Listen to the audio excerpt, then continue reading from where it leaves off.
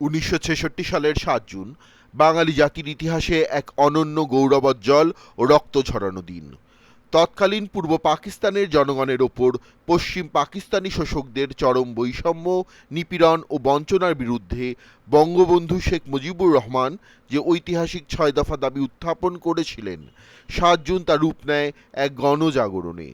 মূলত এ বছরের ফেব্রুয়ারি মাসে লাহোরে বিরোধী দলগুলোর সম্মেলনে বঙ্গবন্ধু এই ঐতিহাসিক কর্মসূচি পেশ করেন, যা ছিল বাঙালি জাতির অর্থনৈতিক, রাজনৈতিক ও সামাজিক মুক্তির রূপরেখা। ৭ জুন ৬ দফার সমর্থনে সমগ্র পূর্ব পাকিস্তানে সর্বাত্মক হরতাল পালিত হয়। তখন স্বৈরাচারী আইয়ুব সরকারের লেলিয়ে দেওয়া পুলিশ ও ইপিআরের গুলিতে ঢাকা, নারায়ণগঞ্জ সহ বিভিন্ন স্থানে মনু মিয়া, শফিক, শামসুল হক সহ ১১ জন বীর বাঙালি শহীদ হন।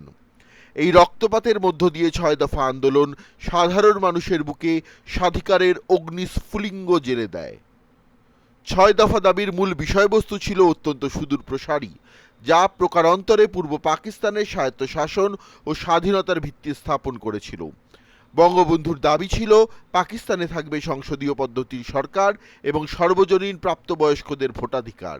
প্রাদেশিক সরকারগুলোর হাতে দেশ রক্ষা ও পররাষ্ট্র বিষয় ছাড়া বাকি সব বিষয়ের পূর্ণ কর্তৃত্ব প্রদানের কথা বলা হয়।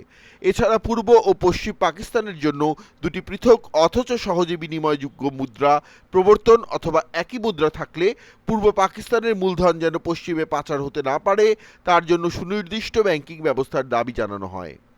অর্থনৈতিক স্বাবলম্বিতার জন্য কর ও রাজস্ব আদায়ের পূর্ণ ক্ষমতা প্রাদেশিক সরকারের হাতে রাখা এবং পূর্ব পাকিস্তানের নিজস্ব বাণিজ্য চুক্তি করার অধিকার সহ একটি আধা সামরিক বাহিনী বা প্যারামিলিশিয়া গঠনের দাবিও ছিল এর অন্তর্ভুক্ত।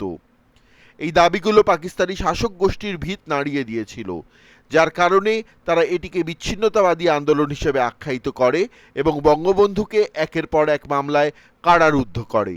তবে ৭ জুনের রক্তক্ষয়ী সংগ্রামের পর এই আন্দোলন আর দমে থাকেনি।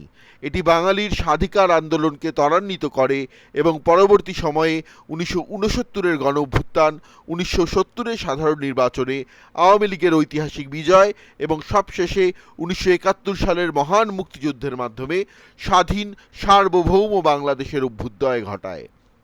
তাই ৬ দফা কেবল কিছু রাজনৈতিক দাবি ছিল না, এটি ছিল বাঙালির স্বাধীনতার মূল চালিকা শক্তি এবং মুক্তির মহাকাব্য।